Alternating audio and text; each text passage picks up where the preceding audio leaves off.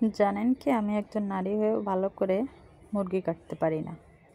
তো বাজার থেকে একটা মুরগি এনে চেষ্টা করলাম নিজে কেটে আজকে রান্না করব। তো সেই চেষ্টাই করছি। হ্যালো এভরিওয়ান, আসসালামু আলাইকুম। কেমন আছে সবাই? আশা করছি ভালো আছো। আমি অনেক ভালো আছি, আলহামদুলিল্লাহ।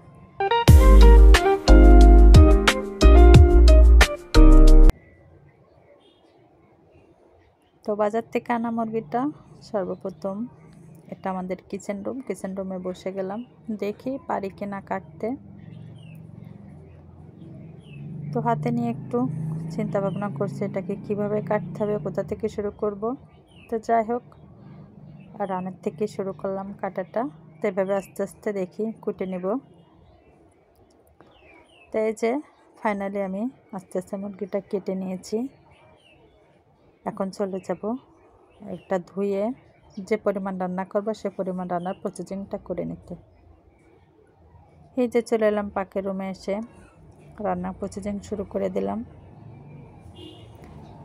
পাতিলের ভিতরে তেল, সমস্ত প্রকার মশলা, আলুটা দিয়েছি আমার বাচ্চার জন্য। আমার বাচ্চা আলু পছন্দ করে।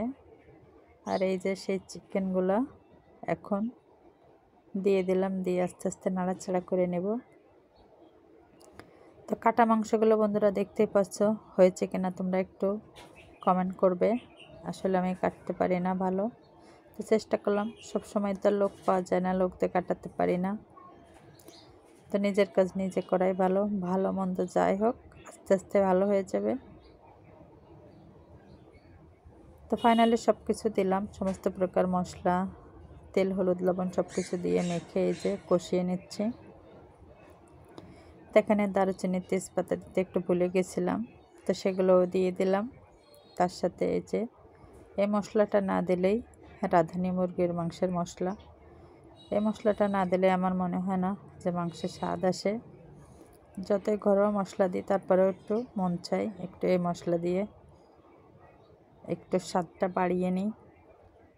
হয়তো অনেককে ভালো লাগে, অনেককে ভালো লাগে না, সবার তো একরকম না ইচ্ছা বা রুচি বা ফ্লেভারের ঘ্রাণটা।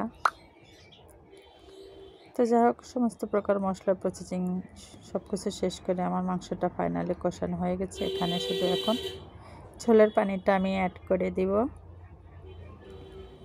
তো ঝোলের পানিটা অ্যাড করে দিয়ে ঢেকে দিব। কিছু সময় আবার জ্বালিয়ে নিতে হবে। এখন ঢাকনাটা দিয়ে দিলাম, দিয়ে কিছু সময় জ্বালানোর পরে আবার ঢাকনাটা এখন উঠিয়ে নিচ্ছি। এই যে বলক চলে এসেছে, তো আর একটু নাড়াচাড়া করে দেখছি কি পরিমাণ হয়েছে, কারণ আমরা একটু ঝোল রাখবো, আমরা একটু ঝোল খেতে পছন্দ করি।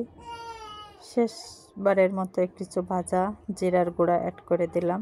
এটা দিলে খাবারে অন্যতম একটা, মানে যে কোনো মাংস তরকারি, ভুনা তরকারিতে একটু জিরা ভাজা দিলে অনেক সুন্দর একটা ফ্লেভার আসে, অনেক টেস্টি হয়। তা রান্নাটা হয়ে গেছে দেখো। এই যে কিছু সময় পরে এটা আমি এখন আমার রুমে নিয়ে চলে যাব। তো আজকের ভিডিওটা অনেক ছোট, বেশি বড় না, শুধুমাত্র চিকেন কাটতে পারি না। তো বাজার থেকে একটা চিকেন এনে নিজে নিজে কেটে যে রান্না করে নিয়ে এখন আমার রুমে নিয়ে চলে এলাম। এখন একটু তোমাদের সামনে একটু পরিবেশন করব, এবং অফ ক্যামেরায় আমি গোসল করে নিয়েছি। এখন একবারে খানাও খেয়ে নিব এবং তোমাদের সাথে সেটা ভিডিওর মাধ্যমে তুলে ধরবো।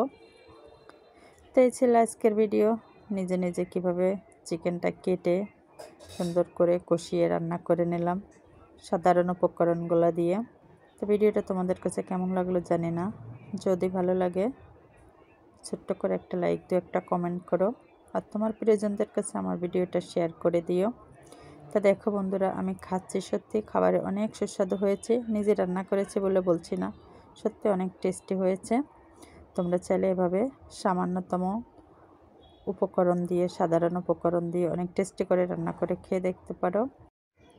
আমার যে সকল প্রিয় ভাই বোনেরা যারা নিয়মিত আমার ভিডিও দেখো, আমার লাইভ দেখো, লাইক কমেন্ট শেয়ার করো, সে সকল ভাই বোনদেরকে আমি আমার হৃদয় থেকে অনেক অনেক ভালোবাসা জানাচ্ছি।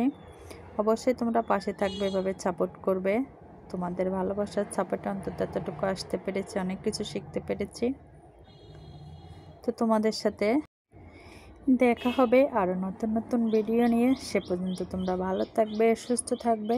আর ভিডিওর ভিতরে, কথার ভিতরে যদি আমার ভুল হয়ে থাকে, আমাকে তোমরা বোন হিসাবে অবশ্যই ক্ষমা করে দিবে। তাই পর্যন্ত ভালো থেকো। আল্লাহ হাফেজ।